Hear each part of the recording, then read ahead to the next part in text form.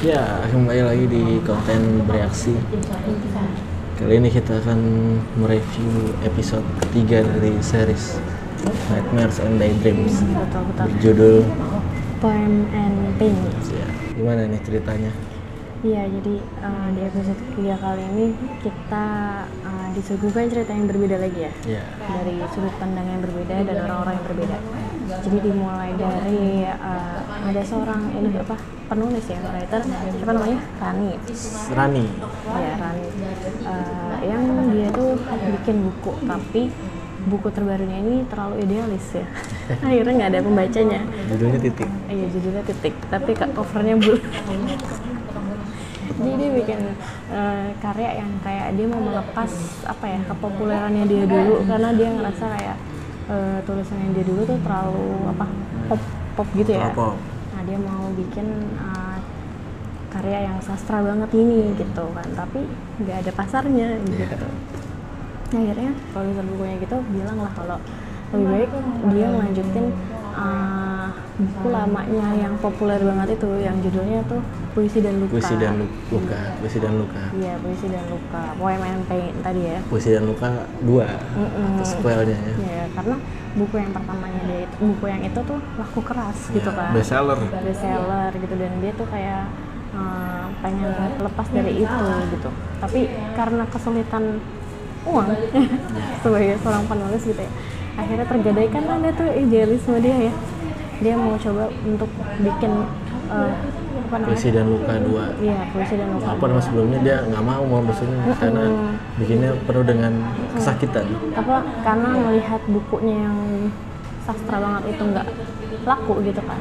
Tapi akhirnya dia mau lanjutin itu karena memang kebutuhan uang itu.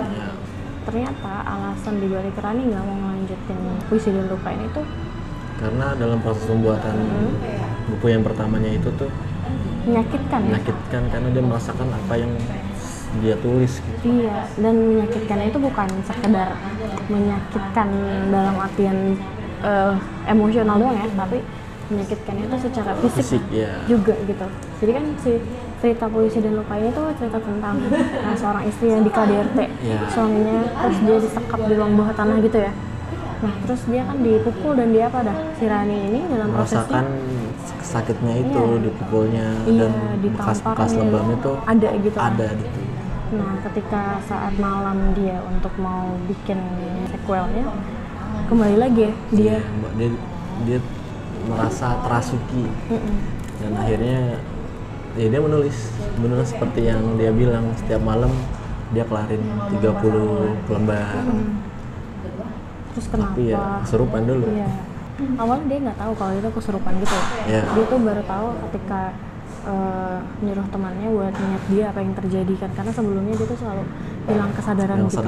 Tahu-tahu bangun-bangun lebam di badan. Iya gitu. Nah, akhirnya pada saat itu dia menyuruh temannya untuk memantau dia ya lewat CCTV gitu kan. Ternyata dia itu kesurupan. Iya. Ya kan. Nah, yang berbeda dari penulisan dia yang pertama, yang penulisan yang kedua ini tuh lebih real dan lebih orang suka. Bahkan ada yang baca 30 halaman dalam waktu 15 menit. Teman yang masih belum itu belum jadi ya bukunya.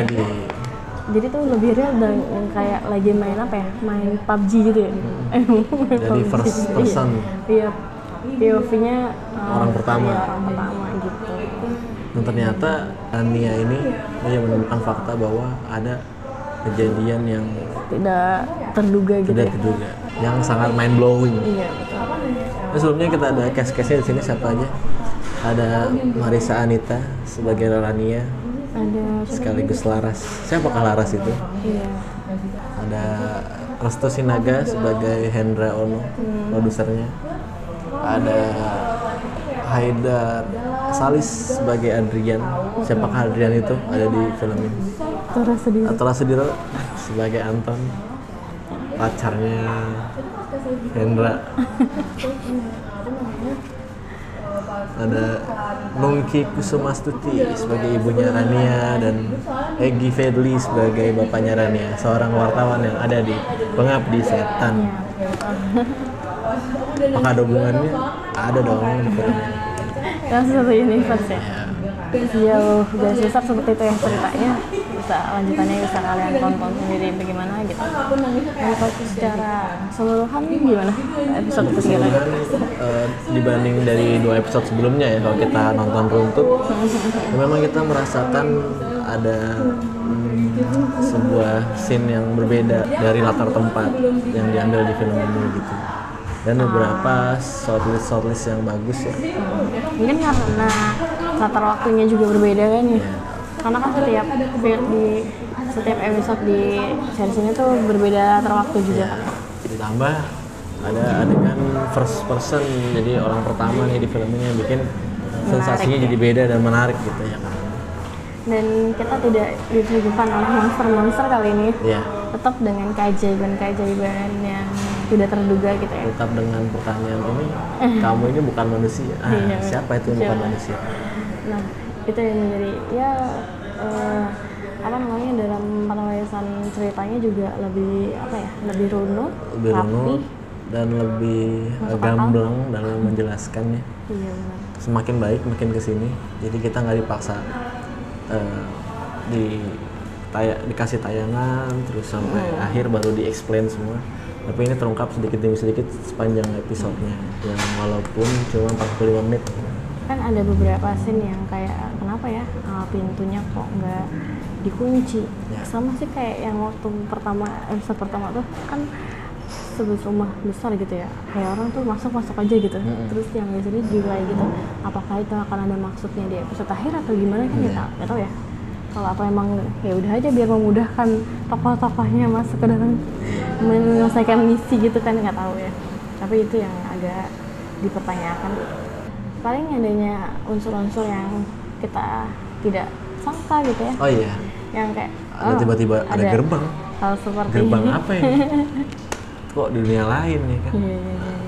Apakah semakin dekat? Tapi akhir semakin terbuka.